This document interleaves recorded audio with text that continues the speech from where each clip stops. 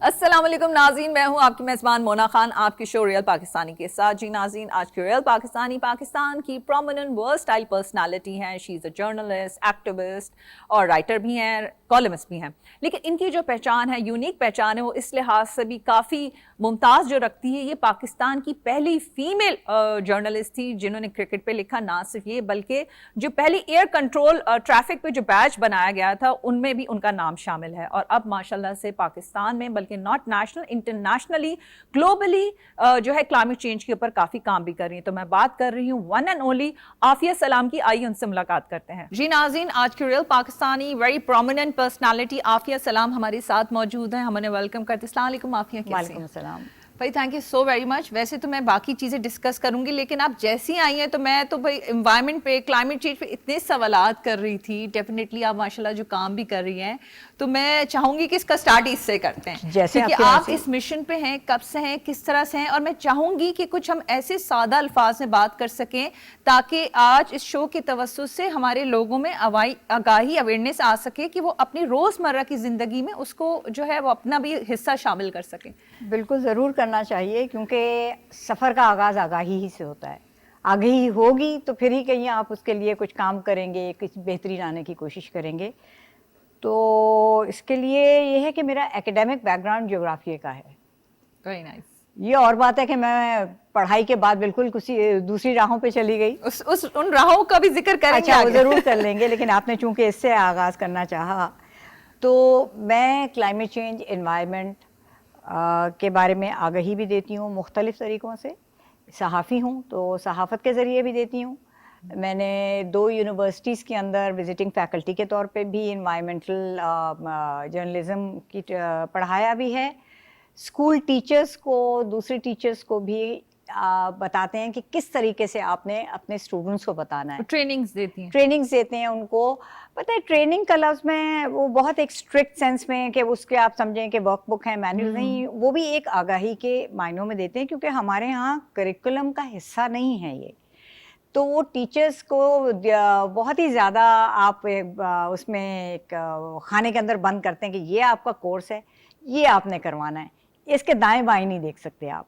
तो उसमें फिर उन असातिज़ा को भी मुश्किल होती है कि हम ये एक नई चीज़ कैसे बताएं। तो फिर हम उनके सब्जेक्ट्स में से देख के बताते हैं कि जब आप ये बता रहे हो तो साथ में इसमें ये इजाफा भी करें, क्योंकि हम ये वो मुल्क हैं जो कि सबसे ज़्यादा मुतासरा ममालिक की सफ़ में बहुत आगे है दुनिया के। ऐसा ही हमने देखा है, सबने देखा भी। ठीक है ना, वो तो आप देखिए कि हर साल जो एक वल्नरेबिलिटी इंडेक्स इशू होता है, तो हम उसकी सफ़े अव्वल ममालिक में से हैं। तो उस मुल्क में तो हर एक को इसके बारे में मालूम होना चाहिए, इन ख़तरात के बारे में जानना चाहिए, उससे अपने आप को बचाना कैसे है उसके बारे में गुफ्तगू होनी चाहिए। तो ये गुफ्तगू ऐसे नहीं हो सकता कि आप कोई किताब पकड़ा दें लोगों को, क्योंकि किताबें पढ़ने वाले हमारे मुल्क में कितने लोग हैं। ऐसा ही है। ठीक है, तो ये आगाही सबके लिए होनी चाहिए। अच्छा, क्योंकि आपने जो इतना ब्रिलियंट काम किया है, डेफिनेटली ये जो हम बात कर रहे थे नेशनल क्लाइमेट चेंज काउंसिल की, जो प्राइम मिनिस्टर साहब ने इसका इनिशिएटिव लिया हुआ है, उसके आप मेंबर भी हैं। उसमें आपने बड़े ज़बरदस्त से डिसीजन, आप सब लोगों ने जो काम करके इम्प्लीमेंट करवाया है, जो आप बताए थे कि इसने पॉलिसीज़ हमने बना दी गई हैं और उसको हम इम्प्लीमेंट भी करवा रहे हैं, तो वो कौन सी हैं और किस तरह से पाकिस्तान को फ़ायदा पहुँच रहा है? देखें, मैं सिर्फ इसमें, क्योंकि ये बहुत पुरानी चीज़ नहीं है, क्लाइमेट चेंज काउंसिल ये स्टैट्यूटरी बॉडी बहुत पहले बननी चाहिए थी, ये नहीं बनी। उसके बाद वो इंटरिम हुकूमत जब आई थी, ये उस ज़माने में बनी थी, क्योंकि पाकिस्तान वो 2022 के फ्लड्स के बाद बहुत ज़्यादा मुतासर था। तो ज़रूरत थी कि सब लोग सर जोड़ के बैठें, दुनिया के सामने कोई बताएं, अपना जैसे कहते हैं ना केस प्रेजेंट करें। उस वक्त बनी थी ये क्लाइमेट चेंज काउंसिल। तो उसके बाद फिर बहुत सी चीज़ें हुई, बहुत से फैसले दुनिया के सामने। पाकिस्तान का एक यूनाइटेड फ्रंट किया कि जी हमारे मुल्क के ऊपर ये इस तरह इतनी बड़ी इफ्ताद आई है, हमें इसमें इमदाद की भी ज़रूरत है, हमें इसमें टेक्नोलॉजी की ज़रूरत है, हमें अर्ली वार्निंग सिस्टम्स चाहिए। तो आलमी फोरम के ऊपर इस तरह से ये तमाम चीज़ें प्रेजेंट की गई थी। फिर आपने पॉलिसी की बात की, तो जो रिसेंट पॉलिसी जिसका मैं हवाला दे सकती हूँ, वो पाकिस्तान की कार्बन पॉलिसी, ये क्लाइमेट चेंज काउंसिल के सामने पेश की गई थी। क्लाइमेट चेंज काउंसिल की फिर उसमें एक सब कमेटी बनी, क्योंकि क्लाइमेट चेंज काउंसिल में मुख्तलिफ इदारों, मुख्तलिफ एक्सपर्टीज़ के लोग हैं। सब क्लाइमेट चेंज एक्सपर्ट होने के नाते से नहीं है वहाँ पे, क्योंकि क्लाइमेट चेंज भी हमारे यहाँ लोग समझते हैं कि स्पेशलाइज्ड एक चीज़ है। साइंस की हद तक है, लेकिन उसके अलावा उसके जो शाखसाने हैं वो अब तकरीबन हर शोबे में हैं। तो उसमें वो पूरा डिलिबरेट हुई कि पाकिस्तान किस तरीके से ये एक नई फाइनेंसिंग मैकेनिज़्म है उससे फ़ायदा उठा सकता है।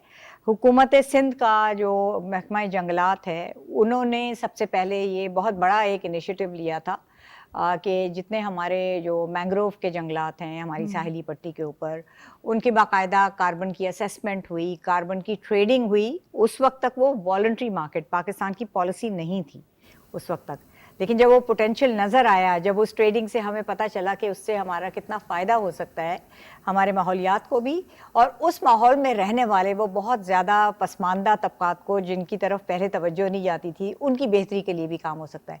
तो फिर इसको बाकायदा स्ट्रक्चर किया गया।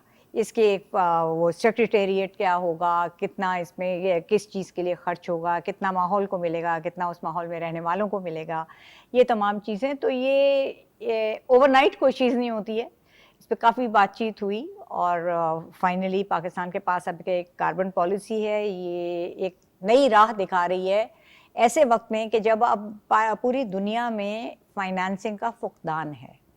आप देखिए कि जो बड़े बड़े मालियाती इदारे हैं वो जिस तरीके से फाइनेंसिंग देना चाहते हैं उस तरह से हम लेना भी नहीं चाहते, क्योंकि वो लोन्स की बात करते हैं। हम पहले ही जकड़े हुए हैं लोन्स में, तो उससे बेहतर तरीके हैं अब इसके कार्बन के ज़रिए, तो हम उससे अपना माहौल भी बेहतर कर सकते हैं। हम जंगलात का रकबा बहुत ज़्यादा बढ़ाने की ज़रूरत है, हम वो बढ़ा सकते हैं, उससे फ़ायदा ले सकते हैं।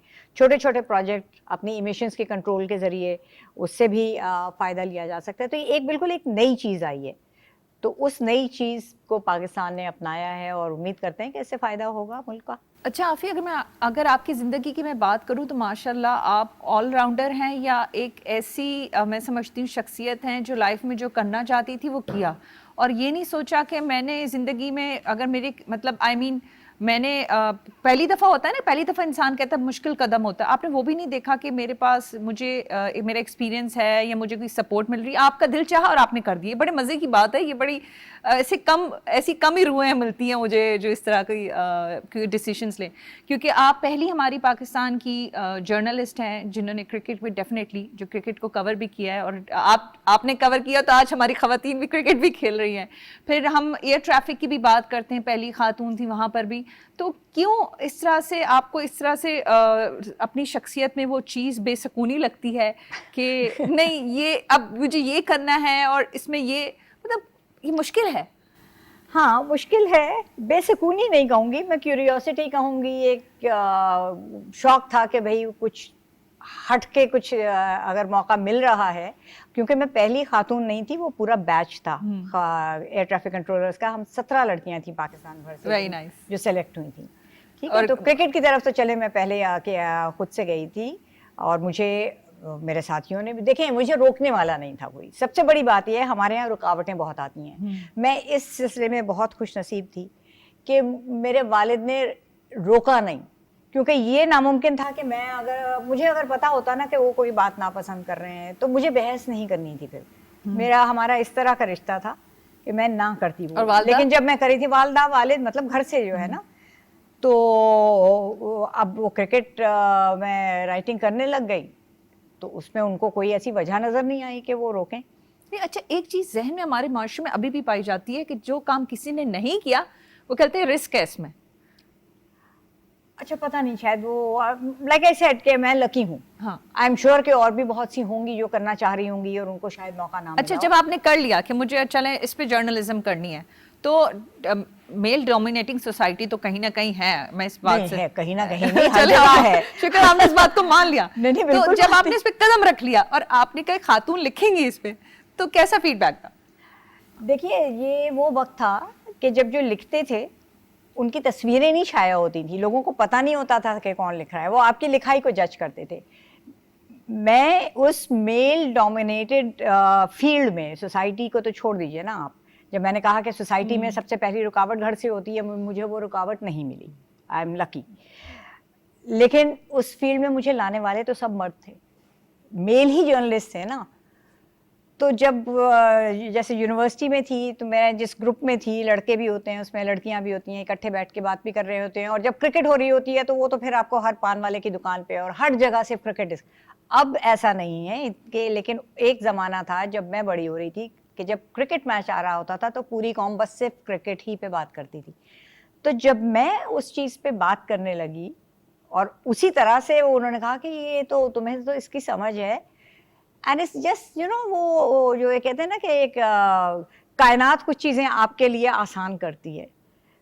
तो उसी ग्रुप में से एक की जॉब, हमारे जो दोस्त हैं उनकी job as a sports reporter एक अखबार में, उसी दौरान जब हम यूनिवर्सिटी में थे, तो एक दिन उन्होंने पलट के मुझे कहा कि तुम जो बोल रही हो तुम लिख के क्यों नहीं देती ये बातें, इट मेक सेंस, तुम इसी तरह से क्रिकेट को समझ के बात कर रही हो, हमसे बहस मुबाहिसा करती हो, हमें कौन नहीं सी मिला। यूनिवर्सिटी इसकी? Karachi. Karachi university, journalism department? नहीं जनाब, ज्योग्राफिया में मास्टर्स किया मैंने। यस, ठीक है, मैंने अपनी बिब्लियोग्राफी सबमिट कर दी हुई थी, वो करने की, एमफिल करने की, पीएचडी का इरादा था। Very nice. बस वो मैं क्रिकेट पे निकल गई, क्या मतलब तो उसके क्या बाद आपने तो मैंने जोड़ बनाया, मतलब चीजों को मैं खुद भी हैरान हूँ। भाई, आप जो मुझसे क्लाइमेट चेंज का सवाल कर रही थी, 30 साल के बाद मैं उस फील्ड में आई हूँ। थ्रू आउट मैं क्रिकेट की वजह से मैं जर्नलिज्म में आई। जर्नलिज्म के आने के बाद जर्नलिज्म के मुख्तलिफ शोबों के ऊपर, क्योंकि जाहिर है मैं नहीं थी, जो भी असाइनमेंट मिलती थी एडिटर की तरफ से वो करनी होती थी। इसमें आपकी लाइक्स डिसलाइक की बात नहीं होती, एडिटिंग भी, सब एडिटिंग भी, सारे काम किए।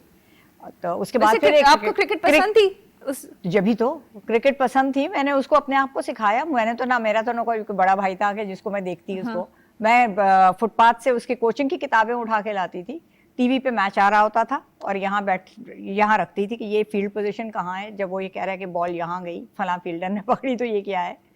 तो मैंने तो उस तरह से समझना अपने आप को, और वो समझ आना शुरू हुई तो पसंद और ज़्यादा आई। Very nice.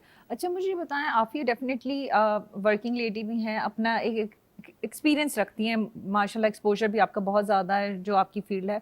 अच्छा, ये बड़ा इंपॉर्टेंट सवाल मैं इसलिए भी करूँगी क्योंकि आप एक पाकिस्तानी खातून भी हैं और आपने घरदारी भी की है, बच्चे भी संभाले हैं।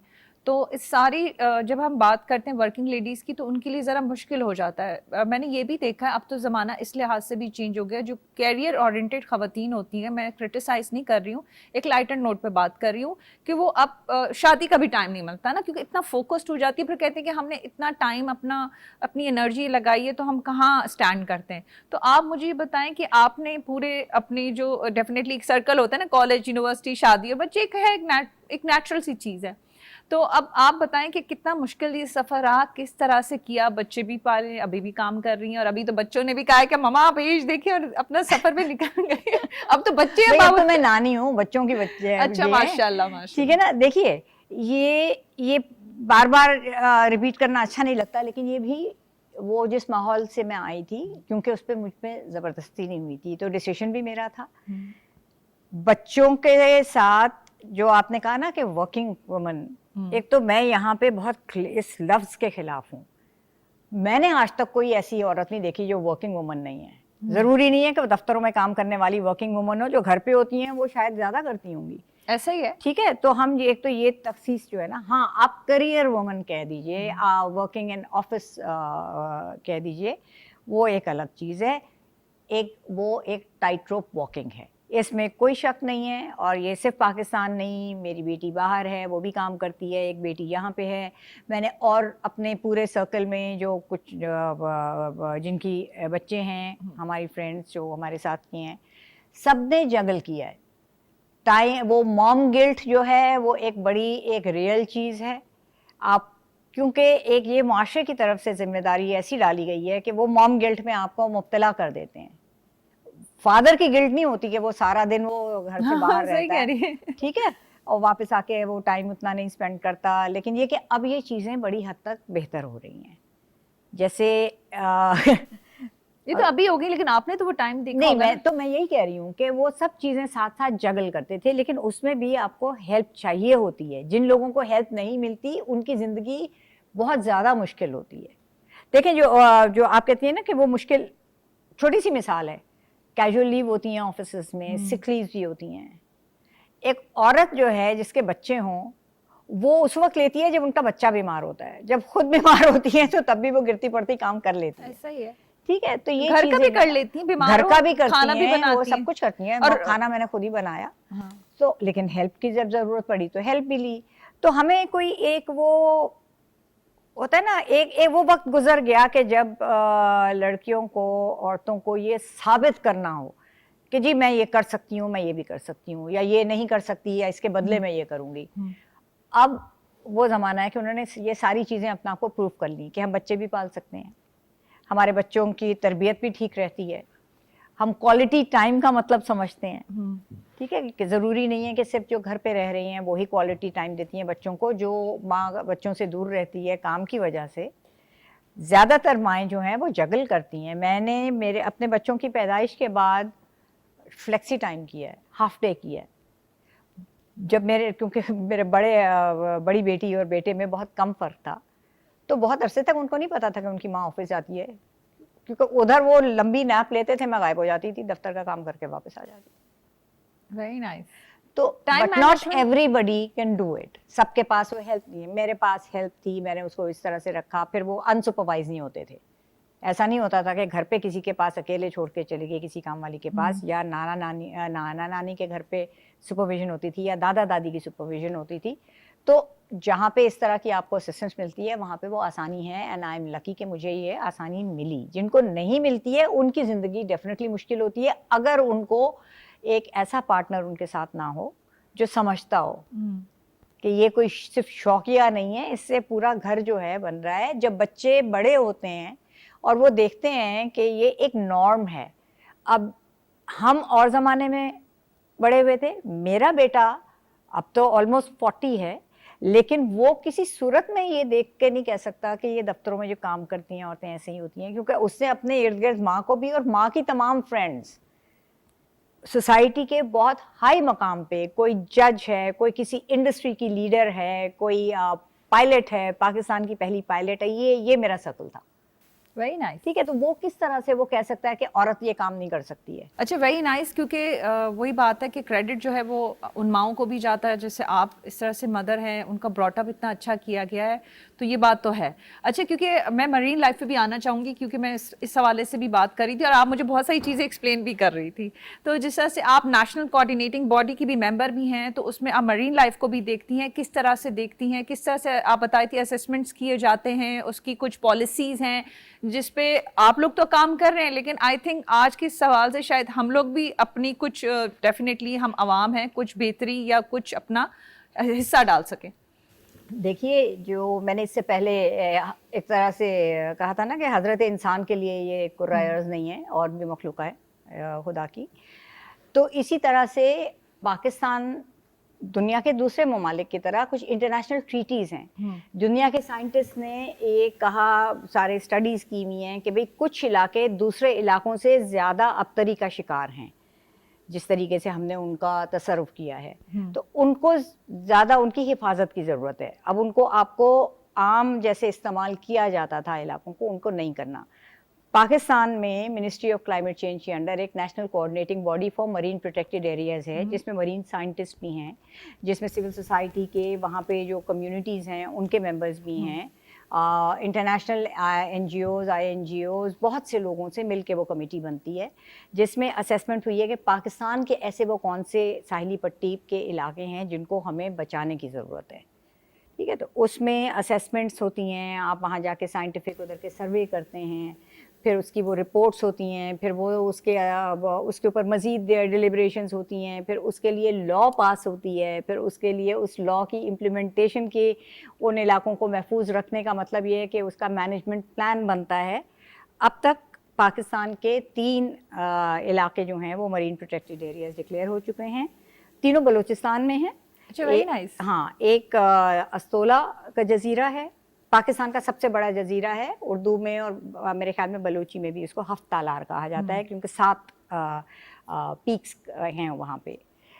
उसके बाद चरना का जजीरा है, जो कि है तो पाकिस्तान मतलब ये सिंध के करीब, कराची के करीब है, लेकिन उसकी ज्यूरिसडिक्शन वो आपके बलूचिस्तान में इसलिए आती है कि वो हब रिवर हमारा जो सिंध और बलूचिस्तान का लेकिन बॉर्डर चढ़ना है। मेरे ख्याल से ये सब लोग जाते रहते नहीं, जो टूरिस्ट स्पॉट भी है। यही मुश्किल है ना कि जा जाके उन्होंने उसका इतना बुरा हाल कर दिया है। उधर कोरल हैं, वो उसको तोड़ के इधर सदर में बिखरे होते हैं। चढ़ना आइलैंड, यस, मैं आई बीन जनाब। टू चढ़ना आइलैंड, क्योंकि वो स्कूबा डाइविंग के लिए। जी, सिर्फ स्कूबा डाइविंग हो तो ठीक है ना, लेकिन उसमें ये कि वहां से वो कोरल के ऊपर चलते हैं। कोरल जो एक घोंगा उसको कहते हैं, वो बहुत नाजुक किस्म का एक ऑर्गेनिज्म है, वो पत्थर नहीं है, ठीक है, वो छोटे से उससे बनता है।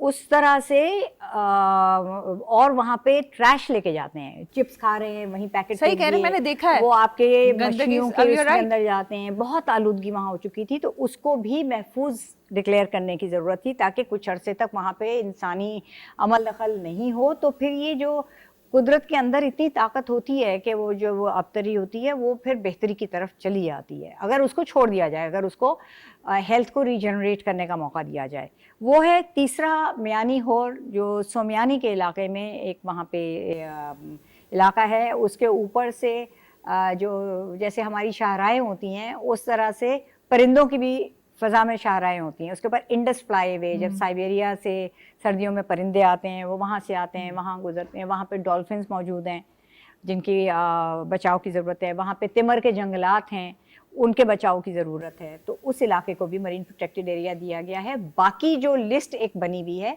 उसके ऊपर स्टडीज़ जारी हैं कि अब नेक्स्ट किसको करना है। तो अभी हम, क्योंकि अब हमने वो टारगेट मिस कर दिया जिसका आपने जिक्र किया था, वो 2020 तक हमने 10% इलाके को करना था।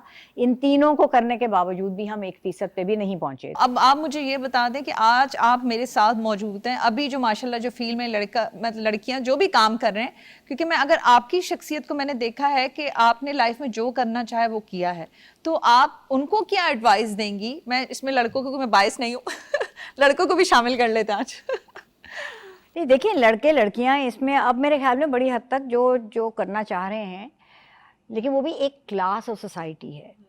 ज़्यादातर तो ना लड़के अपनी मर्जी कर पाते हैं ना लड़कियां अपनी मर्जी कर पाती हैं, वो माशरे के जिस तरह के दबाव के अंदर होते हैं। ये हम एक लकी परसेंटेज हैं, छोटी सी, लेकिन हम चाहेंगे कि ये लक जो है ये एक नॉर्म बन जाए हमारे माशरे के बाकी लोगों के लिए भी, चाहे वो लड़कियां हों चाहे लड़के हों। उनके लिए वो मौके हों आगे बढ़ने के, नई नई चीज़ें एक्सप्लोर करने के, बग़ैर किसी दबाव के, बग़ैर रोक टोक के, क्योंकि वो अपना पोटेंशियल तो रियलाइज़ करें ना। वो अब मैंने 3-4 मुख्तलिफ चीज़ें कर ली तो मुझे पता चला कि मैं ये कर सकती थी। अगर ये पोटेंशियल ही ना मैं एक्सप्लोर करती तो मैं भी कोई एक ही काम कर रही होती ना। इसमें फेलियर को भी डिस्कस कर लेते हैं। फेलियर बहुत ज़रूरी है। देखिए, फेलियर आपको सिखाता है। अब मुझे पता है कि मैं एक काम नहीं देखा कर सकती। तो होगा लाइफ में फेलियर, बिल्कुल देखा है। मैथ्स में सारी उम्र फेल हुई ठीक है Okay. तो मैं, इसका मतलब है कि मैं एक ख़ास फील्ड में नहीं आगे बढ़ सकती, तो वो फेलियर देखा ना। अब कई ऐसी चीज़ें थी जो मैं करना चाहती थी, जिसके लिए वो एसेंशियल था, मैं नहीं जा सकी। तो इसका ये मतलब तो नहीं है कि भाई अब ज़िंदगी आगे बढ़ेगी नहीं। आप कुछ और कर लें, जो आप कर सकते हैं वो कर लें। फेलियर को ओवरकम भी करने वाले लोग होते हैं, आखिर उस चीज़ पे वो परसिस्टेंटली लगे रहते हैं, उस चीज़ को सीखते हैं। मैं इतना जल्दी फ्रस्ट्रेट उससे हो जाती थी कि मैंने सीखने की कोशिश ही नहीं की। मैंने कहा ये कब इससे जान छूटेगी, मैं ऐसे सब्जेक्ट्स लूँ जहाँ मुझे इसका कभी कुछ देखना ही ना पड़े। So that's my failure, that I didn't learn that. वो लर्न करती तो इसके जो मैं चीज़ें जिसमें इंटरेस्टेड थी, मैं उन चीज़ों में आगे बढ़ सकती थी, तो नहीं बढ़ी।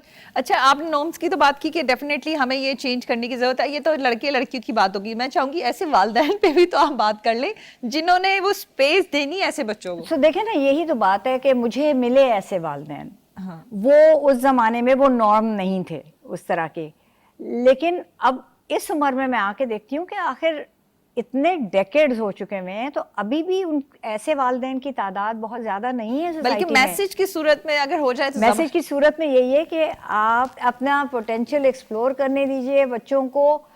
अगर वो गिरते हैं तो उनको संभालने के लिए भी आप आके बढ़ सकते हैं तो ठीक है, वरना वो संभल जाते हैं। पता है, अब आजकल दुनिया में बहुत से और मौके हैं। हमारे वक्त तो मौके इतने कम थे कि हम ज़्यादा इधर उधर जा ही नहीं सकते थे। उसके बावजूद आप देख लें कि अब मैं, मतलब I am in the 7th decade of my life, उसके बावजूद मैं इतनी चीज़ें कर सकी उस ज़माने में जब ये नॉर्म नहीं थी। तो अब इस ज़माने में तो बच्चों को रोकना और बच्चों से ये मेरी मुराद नहीं, मैं छोटे से बच्चों की बात कर रही हूँ, शुरू वहीं से होता है। रोक टोक हमारे यहाँ उसी ज़माने से शुरू हो जाती है, और रास्ता भी मुतय्यन पहले से करके दिया जाता है, ये ना करें। क्योंकि हम जब वो बड़े होंगे तो हमें नहीं मालूम कि आगे दुनिया में क्या क्या मौके उनके लिए होंगे। हम अभी से अपने तौर पे उनके लिए रास्ते जो हैं वो महदूद ना कर दें। बहुत शुक्रिया आफिया आपके वक्त के लिए। मुझे तो बेहद अच्छा लगा और मुझे इनफैक्ट बहुत कुछ सीखने का मौका भी मिला। मुझे बहुत अच्छा लगा आने का, थैंक यू, शुक्रिया बुलाने का। बहुत शुक्रिया जी। नाज़रीन, ये थी माई रियल पाकिस्तानी आफिया सलाम। आपने इनकी गुफ्तगू सुनी और मुझे इनकी शख्सियत की बहुत अच्छी बात लगी कि जो वो करना चाहती थी वो किया। नो डाउट उनके पेरेंट्स भी वैसे थे, लेकिन आज चीज़ें बहुत चेंज हो चुकी हैं। मैं समझती हूँ कि आप लोग जो करना चाहते हैं लाइफ में प्लीज़ करें, लेकिन एक चीज़ है, जो आपके पेरेंट्स हैं, जो सीनियर्स हैं, उनसे गाइडलाइंस ज़रूर ले लें, आगाही ले लें, क्योंकि हम सबको, हमारे बच्चों को, हम सबको ये लगता है कि हमें सब पता है। ये मेरा बच्चा भी यही कहता है लेकिन प्लीज़ जो हमारे सीनियर्स बड़े, उनसे पूछें, वो आपको बहुत अच्छा जो है गाइड भी करेंगे और यकीनन आप कामयाब भी होंगे। इसी बात के साथ अपना बेहद ख्याल रखें। मुझे मोना खान को इजाज़त दें। पाकिस्तान जिंदा।